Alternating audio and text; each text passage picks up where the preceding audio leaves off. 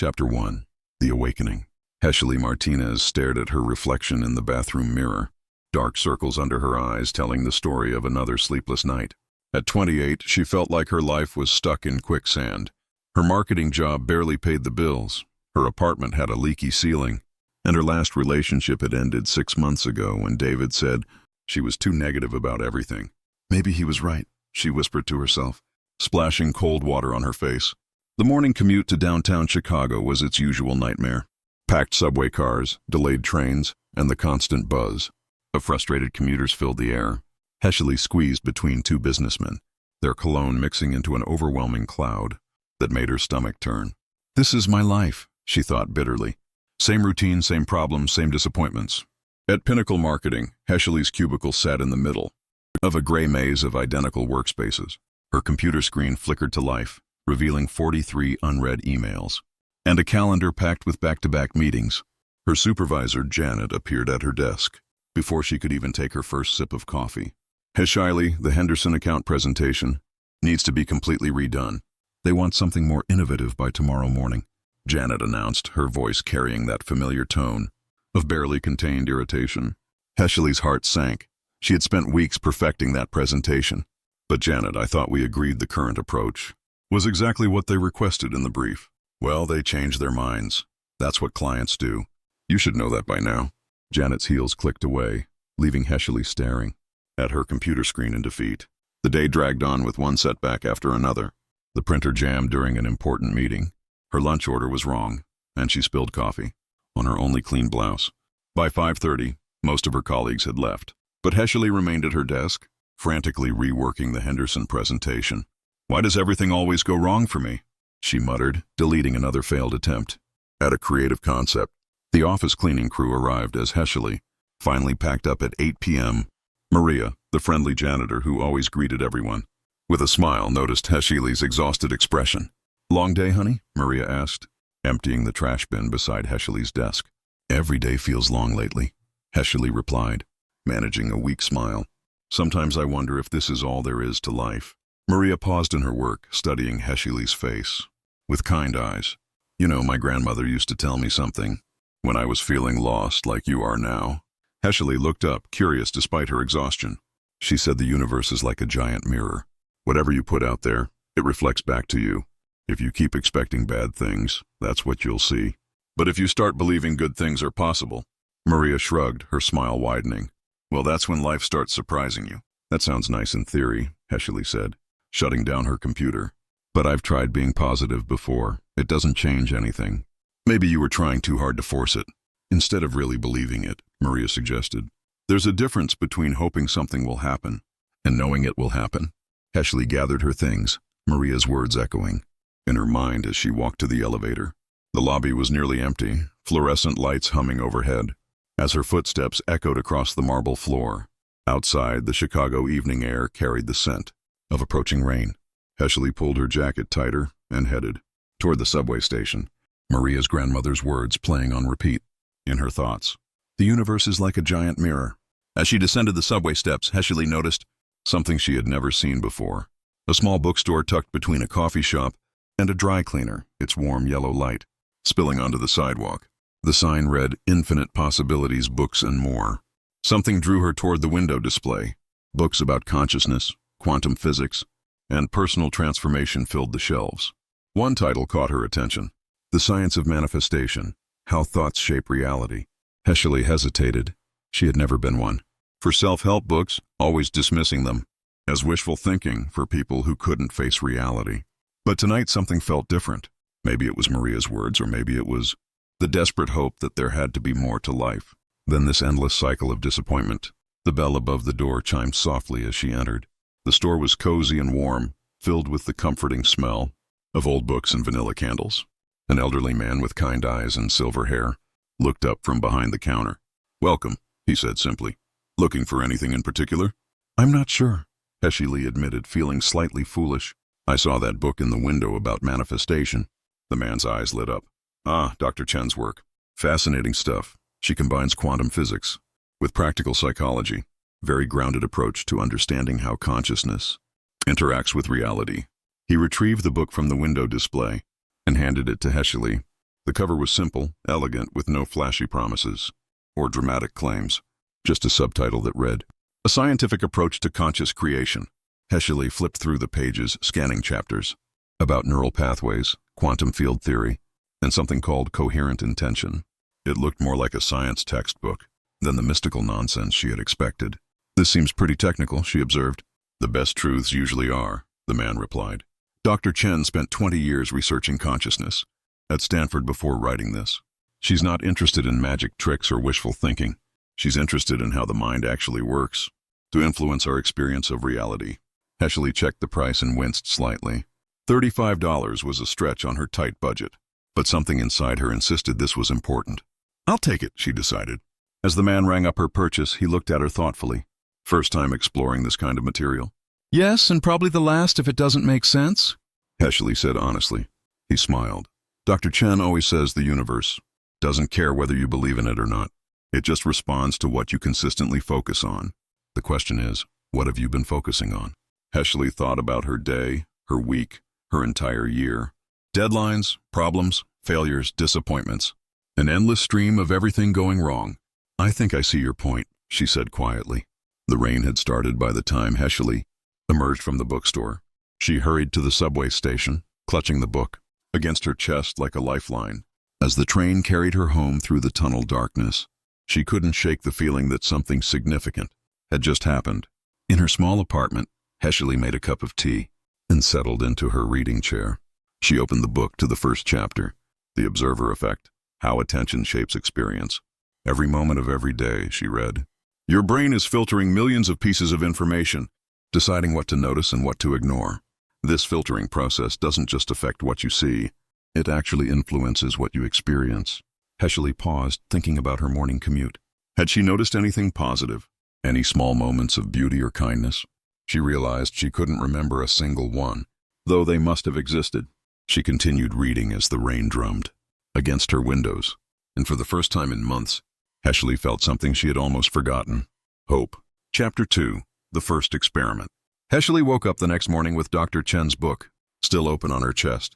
She had fallen asleep reading about something called intentional observation, the practice of deliberately choosing what to focus on throughout the day. The concept seemed almost too simple to be real, but the scientific studies cited in the book were compelling.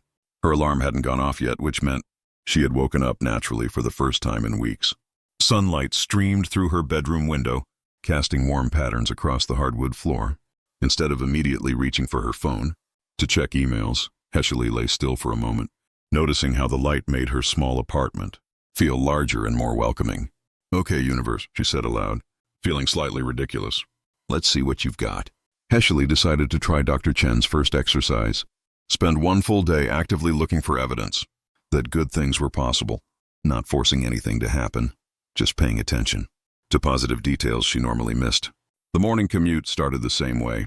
Crowded subway platform, delayed train announcement, echoing through the speakers. But instead of focusing on the frustration around her, Heschel noticed other things. A mother patiently helping her young son tie his shoes. Two elderly women laughing together over a shared newspaper. A businessman offering his seat to a pregnant woman. Interesting, Heschel thought. These things were probably happening yesterday too. On the train, she observed a street musician playing violin at the next stop. His music was beautiful, filling the car with something warmer than the usual silence and phone conversations. Several passengers dropped coins into his case, and he nodded gratefully to each one. Heschel found herself smiling as the melody continued, even after the doors closed. At Pinnacle Marketing, Heschel approached her desk with a different energy. The Henderson presentation still needed work, but instead of dreading the task, she decided to view it as a creative challenge. What if she could find a solution that was even better than her original concept? "Morning, Heschel," called Tom from the neighboring cubicle. "You seem different today. More, energetic?" Heschel looked up, surprised. Tom was a quiet guy who rarely initiated conversations. "Just trying a new approach to things," she replied. "Well, whatever it is, keep it up. It's contagious," Tom said with a grin before turning back to his computer. As Heschel dove into the Henderson project, she found herself approaching it with fresh eyes.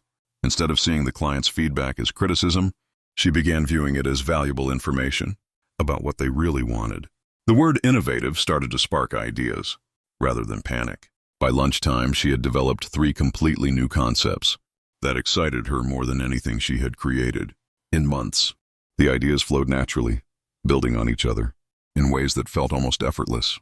"This is weird," Heshley muttered, saving her work. "Good weird, but weird." During her lunch break, Heshley decided to walk to a nearby park instead of eating at her desk.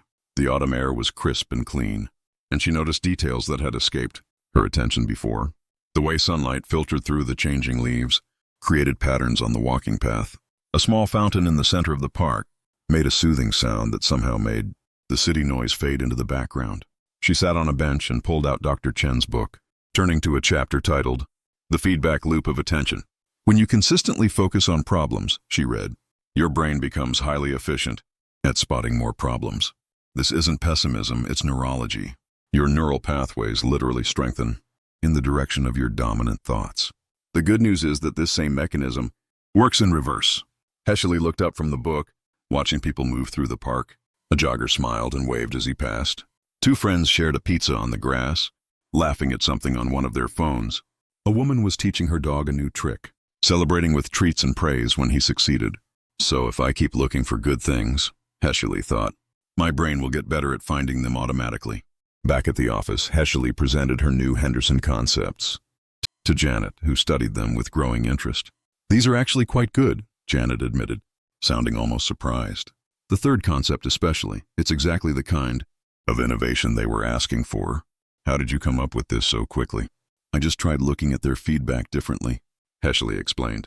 "Instead of seeing it as criticism, I treated it like a puzzle to solve." Janet nodded approvingly. "Well, whatever you did, do it again. I'll send these to the client this afternoon." As the day continued, Heshley noticed more small positive moments. A coworker complimented her new approach to a project. The office coffee machine, which usually dispensed something resembling brown water, actually produced a decent cup.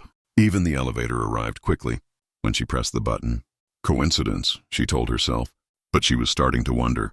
The real test came during the evening commute. The subway was packed as usual, but Heshley found herself noticing different things. A teenager offered his seat to an older man, carrying heavy bags. 2 friends were planning a surprise party for their mutual friend, their excitement infectious even in the crowded car. A woman was reading the same book Heshley had bought the night before, completely absorbed in its pages. When Heshley arrived at her apartment building, she discovered something that made her stop in her tracks. Mrs. Patterson, her elderly neighbor, was struggling with several grocery bags at the building entrance. Normally, Heshley would have hurried past, with a polite nod, too tired and preoccupied to offer help. But today something was different. "Let me help you with those," Heshley offered, reaching for the heaviest bags. Mrs. Patterson's face lit up with gratitude. "Oh, thank you, dear. These old arms aren't what they used to be." As they rode the elevator together, Mrs. Patterson chatted about her day, her grandchildren, and her plans to bake cookies for the building's holiday party. "You know," Mrs. Patterson said, as they reached her floor, "I've lived here for 12 years, and you're the first neighbor who's ever offered to help with groceries. That's very kind of you." Heshley felt a warm glow in her chest as she continued to her own apartment. Such a small action, but it had clearly meant something to Mrs. Patterson, and surprisingly it had felt good to help. That evening, Heshley settled into her reading chair with a cup of tea and Dr. Chen's book. She turned to a new chapter. The Ripple Effect, How Small Changes Create Large Results. Every positive action creates expanding circles of influence, she read. When you help someone, you don't just improve their day, you increase the likelihood that they'll help someone else. When you focus on solutions instead of problems, you don't just feel better, you actually become more creative and effective. Heshley thought about her day. The Henderson presentation had flowed more easily than any work she had done in months. Tom had commented on her positive energy. Janet had actually praised her ideas. Mrs. Patterson had been genuinely grateful for a simple act of kindness. One day, Heshley mused, just one day of paying attention to different things, and everything felt different. She picked up a notebook and began writing down everything positive that had happened, no matter how small. The list was longer than she expected. 37 positive things in one day. Heshley counted. Were they always there, or did focusing on them somehow make them happen? She opened Dr. Chen's book to a page she had marked earlier. The question isn't whether the universe responds to your thoughts. The question is, what are you consistently thinking about? Heshley looked around her small apartment, seeing it with new eyes. The leaky ceiling was still there, but so was the cozy reading nook by the window. The furniture was secondhand, but it was comfortable and uniquely hers. The space felt different somehow, warmer, more full of possibility. Tomorrow, she decided, I'm going to try this again, but bigger. As she prepared for bed, Heshley felt something she hadn't experienced in months, excitement about the next day. Not because she expected everything to be perfect, but because she was curious to see what she might notice if she kept looking for the good that was already there. Outside her window, the city lights twinkled like stars, and for the first time in a long while, Heshley fell asleep with a smile on her face. Chapter 3: The Momentum Builds. Heshley's alarm went off at 6:30 a.m., but she was already awake, lying in bed, with a sense of anticipation she hadn't felt since childhood Christmas mornings. Dr. Chen's book lay open beside her, to a chapter called Coherent Intention, Aligning Thought, Emotion, and Action. Today's experiment, she said to her reflection in the bathroom mirror, is to not just notice good things, but to actively expect them. The difference in her morning routine was subtle but significant.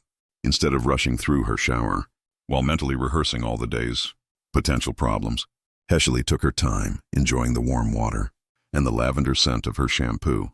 She chose her clothes more carefully, selecting a blue blouse that made her feel confident and professional.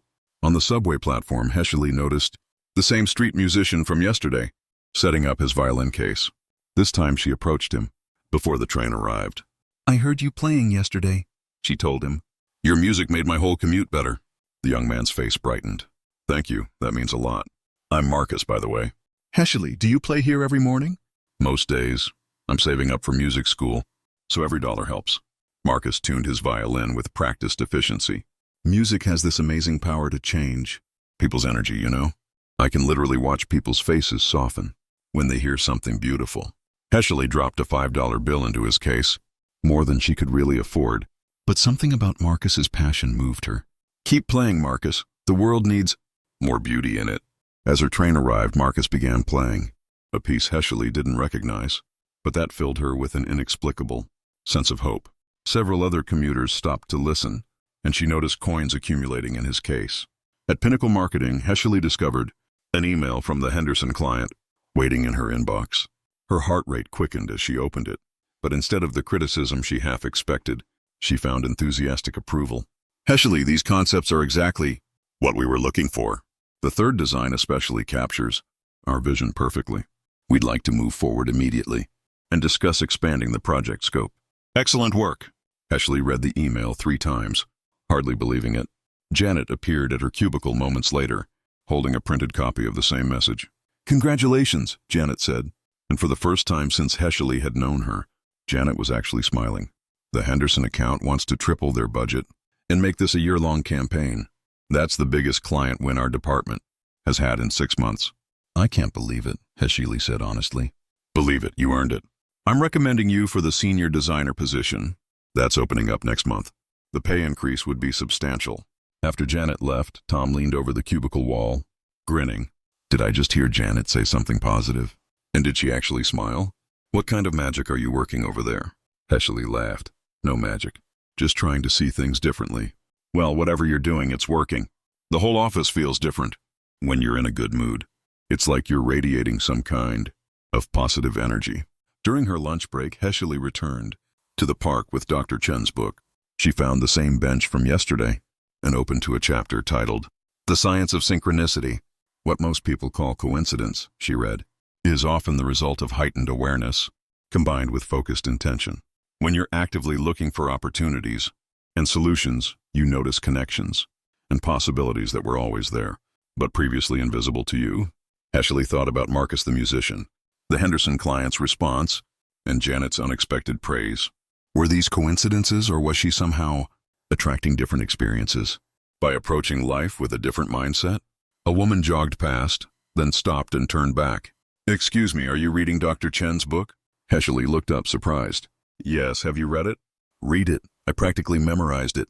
The woman was probably in her 40s, with kind eyes and an energy that reminded Heshley of someone who had found something important. I'm Lisa, by the way. That book changed my entire life. Really? How? Lisa sat down on the bench beside Heshley. 2 years ago, I was stuck in a job I hated. barely making ends meet, convinced that good things only happened to other people. Then I found Dr. Chen's work and decided to test her theories. What happened? Well, it wasn't magic or anything dramatic, but when I started focusing on solutions instead of problems, I began noticing opportunities I'd been blind to before. I met people who became important connections. I developed skills I didn't know I had. Within 6 months, I had started my own consulting business.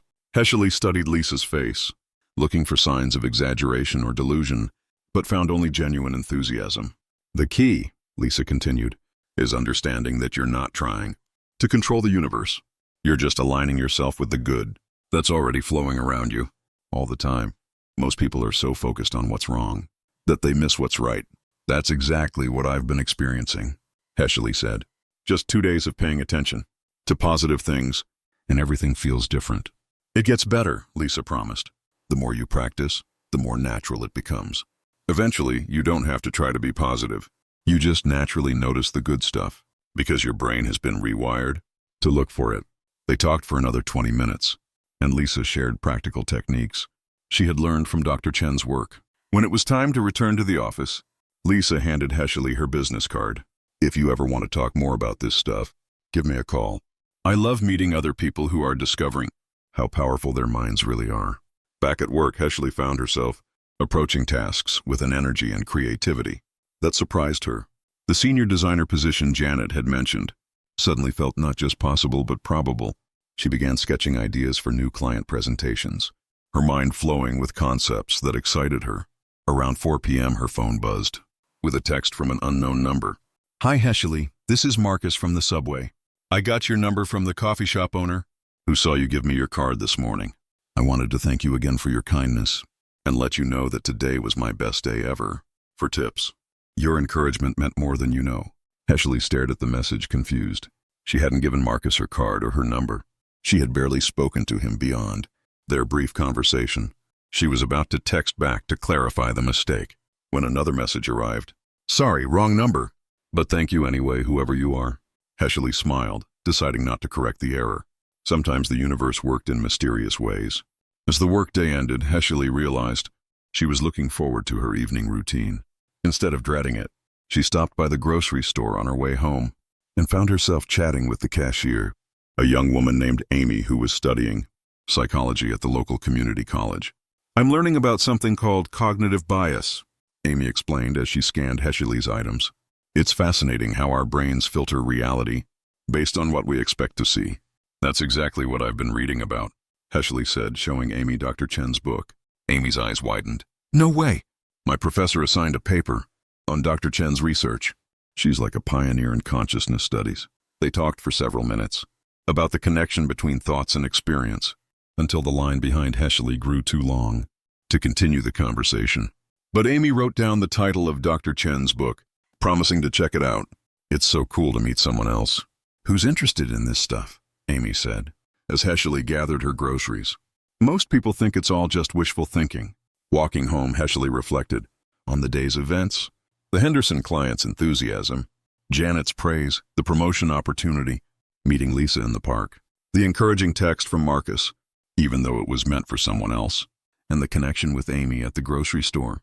5 meaningful positive interactions in one day, she thought, and I didn't force any of them. I just stayed open to good things happening. That evening, Heschely called her sister Emma in Seattle, something she hadn't done in weeks. You sound different, Emma observed, after they had talked for a few minutes. Happier, more like your old self. I feel different, Heschely admitted. I've been experimenting with this idea, that we attract experiences that match our dominant thoughts and expectations. That sounds a little new agey for you, Emma said with a laugh. You've always been the practical one in the family. That's what's so interesting about it. It's not mystical at all. It's just psychology and neuroscience. When you focus on problems, you get better at finding problems. When you focus on solutions and possibilities, you get better at finding those instead. That actually makes sense. I might try that with my job situation. They talked for another hour, and by the end of the call, Emma sounded more optimistic about her own challenges than she had in months. As Heschely prepared for bed, she made her daily list of positive experiences. Tonight's list was even longer than yesterday's, and she noticed that many of the good things had involved connecting with other people in meaningful ways. Day 3 tomorrow, she said to herself, settling into bed with Dr. Chen's book.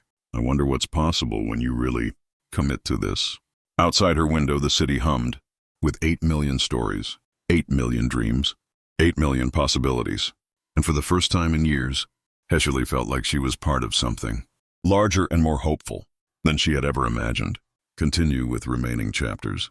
The transformation was complete, but the journey was just beginning. The end.